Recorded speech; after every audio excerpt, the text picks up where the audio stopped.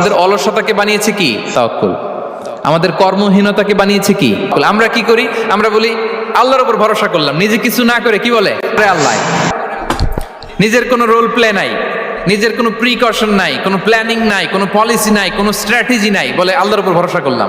এই যে যা করে আল্লাহ বলে যে তাওয়াক্কুল করলেন, এটা বিষ্ণু ইসা ইসলামের শিখানো পন্থায় তাওয়াক্কুল হয়েছে? বলেন হয়েছে? বিষ্ণু ইসা ইসলাম তো অপারগতা, দারিদ্রতা, অলসতা, অকর্মণ্যতা থেকে আল্লাহর কাছে পানাহ চেয়েছেন। আবু বকর অনুমতি দেয়া হয়েছে, ঘরে কারা কারা আছে একটা কথা বলবো, সবাইকে বের করে দাও।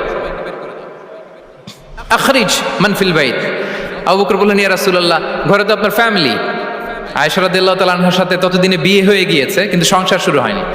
দে আর পার্ট অফ ইউর ফ্যামিলি, আপনার সংসার। আয়েশা, আসমা। তখন তিনি আশা ফিরে পেলেন, বলেন ঠিক আছে তাহলে শোনো, উযিনা লি বিল খুরুজ, অনুমতি দেয়া হয়েছে, আমি থাকবো সাথে। রাসূল সাল্লাল্লাহু আলাইহি ওয়াসাল্লাম বললেন হ্যাঁ তুমি থাকবে।